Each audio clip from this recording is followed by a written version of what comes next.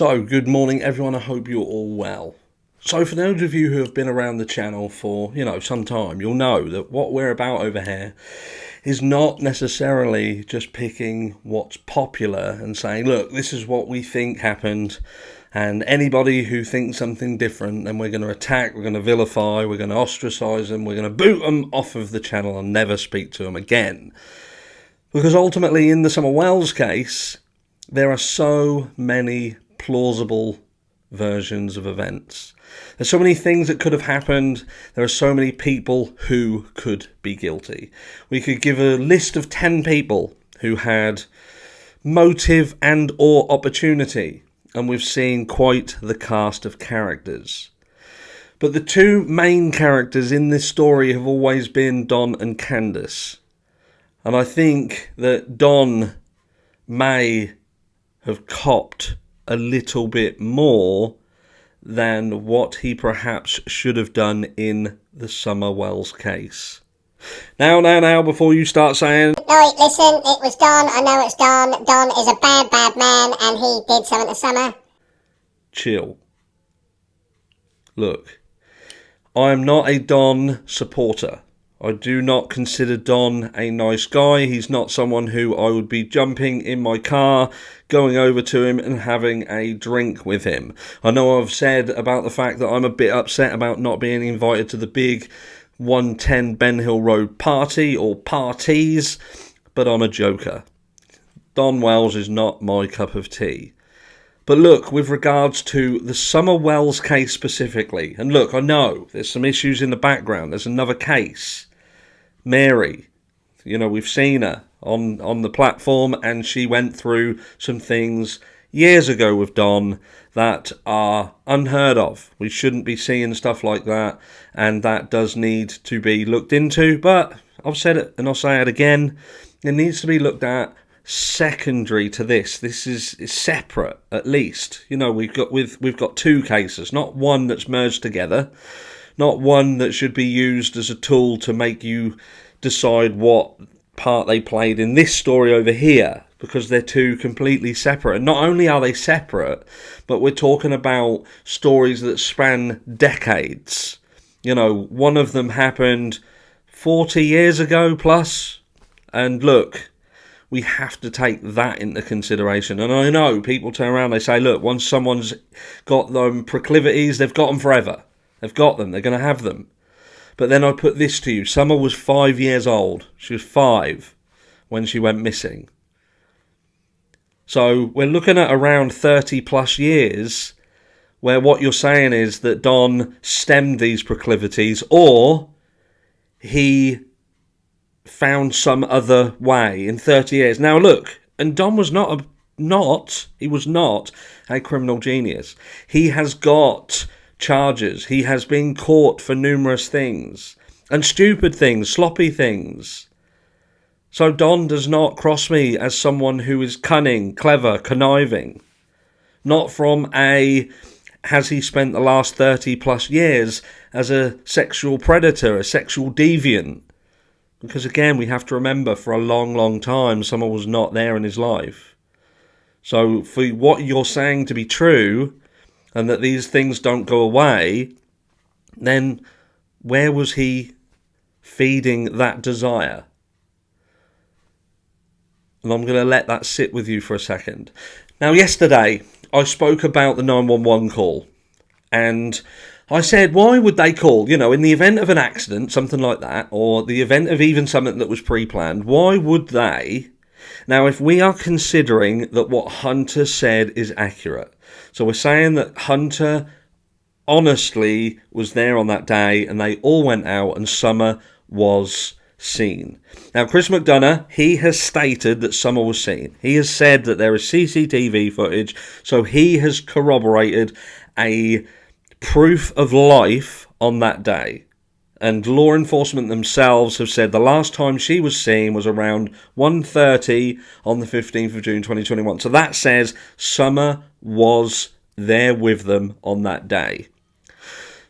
So what I was struggling to get my head around was, if Summer was there on that day and then something happened, whether it be an accident, whether it be something of a pre-planned version. I'll come to that in a second. We'll leave pre-planned here and I'll come to that. So just something that happens.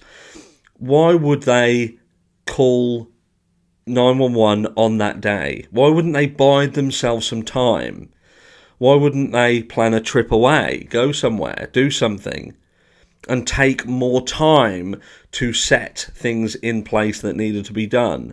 Now, there's been some things regarding the Rose Blight. They've said about the fact that she could be buried under concrete and all sorts of things. And if that's true, then you wouldn't have got that done in a day, you know, to bury someone under concrete, pour the concrete on them for the concrete to set, yada, yada, yada. That takes time.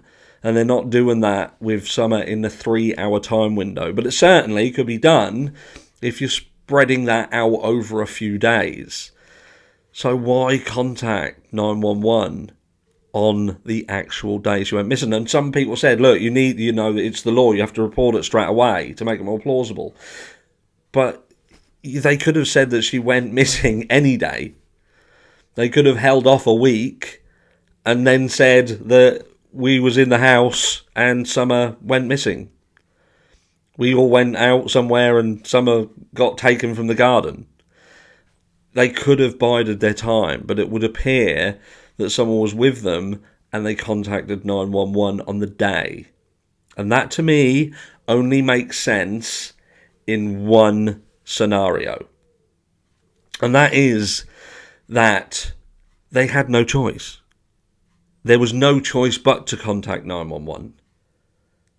And in what scenario would there be no choice but to call 911? Now, we know that Candace contacted Don first. Now, what good was Don going to do? Why would she have even contacted Don first? Or Hunter? Or Robin? You exhaust searching yourself and you call 911 immediately. And then you call your partner. Unless your partner is innocent and you're not. You were doing something. You were up to something behind your husband's back. And something happened because of it. So then you've got to make a story. Now it's not the police you've so much got to formulate a plan to, make yourself seem less in the firing line. It's your husband, it's your partner. I think that Summer doted on Summer. Don doted on Summer. I do. He spoke of Summer quite highly. And I know, look, some people are going to say he spoke about her inappropriately. Did you know David Beckham was vilified, crucified, for the relationship that he had with his young daughter? The fact that he'd kiss her on the lips. People turned on him. Said he was a paedophile. Said it's not right, it's not normal. What are you doing, you sick man? Is David Beckham like Don Wells?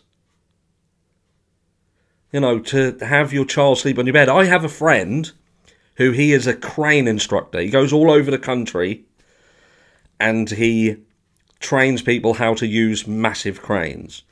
And he was away, and while he was away, his daughter started sleeping in the bed with his partner.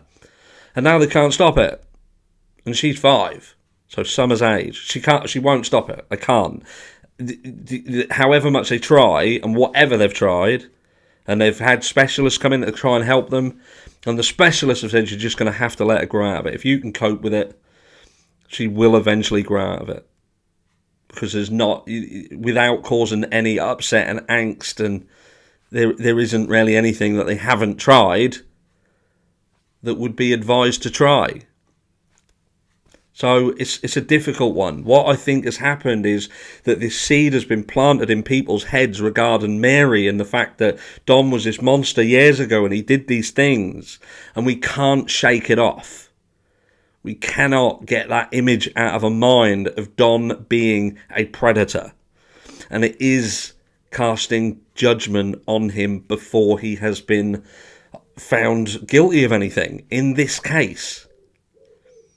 And look, again, I'm not a Don supporter. I just can't make a square peg fit a round hole for the purpose of people to...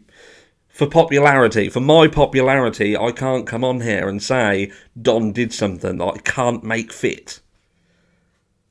I just can't make it fit. His criminal history is sloppy. He gets caught.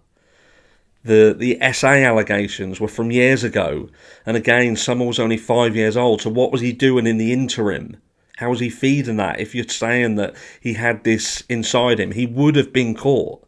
Someone would come out and say something.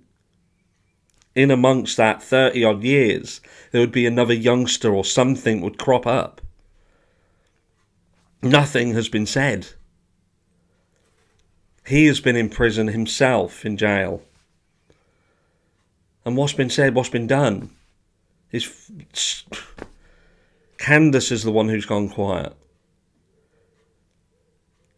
If you're thinking that this is premeditated, again, premeditation, why would you arrange something with so many difficulties, like bringing Hunter in, bringing people who didn't necessarily need to be there? If this was pre-planned and it was a handover for a drug debt or something like that, then why bring all of these things into play, like going out and doing the driving and sorting out Grant's leg and all that, and this convolution, a convoluted story of all these things that can be slipped up on. If this was pre-planned, it would have been pre-planned better, because this isn't a good plan. It's not a good plan.